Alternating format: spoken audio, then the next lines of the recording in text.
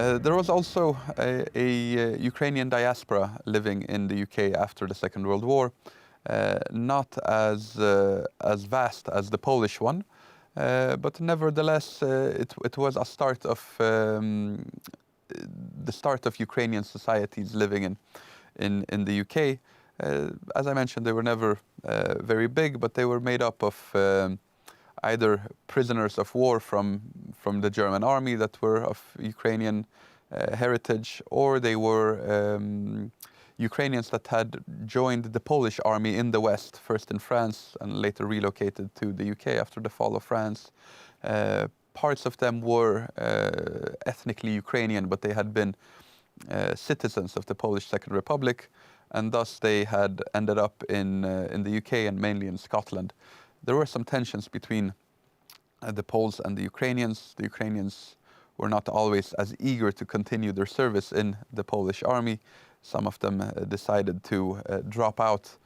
And then finally, you also had a group of Ukrainians that had been taken as prisoners by the Germans and were used in labor camps, and who were later liberated by the Allied armies marching into German territory.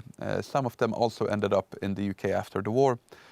Most of these Ukrainians were working as manual laborers, either in Lancashire with the mills, textile mills that are quite, at that moment at least, I don't know how it is today, I'm guessing that it's not as it was in the 40s and 50s. Well, yes, well, alas, the mills are not what they once were. Very few, I think, very few have survived.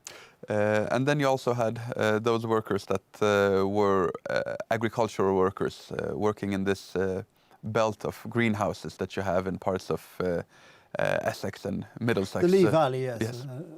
Indeed. So this was the start for them. Over time they would integrate into British society and advance, taking better and better jobs.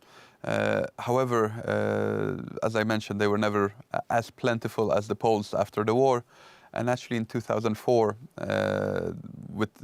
with Poland joining the European Union, it was the start of a large wave of Polish migration to the UK, but with the Ukrainians not being members of the EU, they were not able to follow.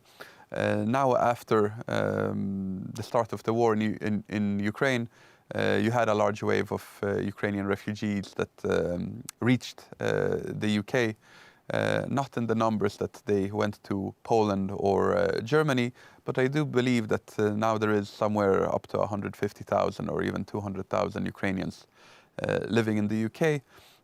I'm not sure whether you have had the chance to meet any of them during your trips back to the... I've been here, of course.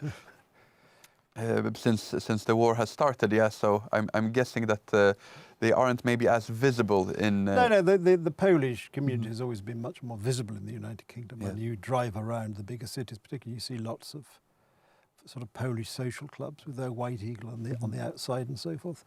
And of course in the clergy, in the Catholic Church, there have always been quite a few Polish, and even more now, Polish Catholic churches, or Catholic churches with Polish priests, to be more accurate.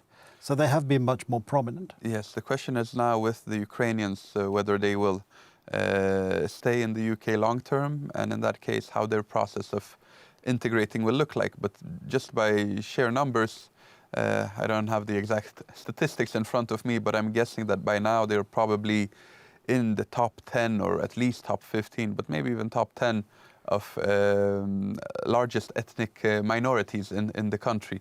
So it is certainly a large change compared to the British and Ukrainian relations that you had previously, that now there is actually a Ukrainian large minority and society that is in the UK. Adam, as usual, the clock in the corner of the studio has defeated us, so I'm going to have to ask you to pause there. We'll pick it up next time. There we are. Time and tide wait for no man, certainly not in television studios. Anyway, fear not. If you join us next time, as we hope you will, we'll continue the story here on Poland Daily History. Thank you for watching.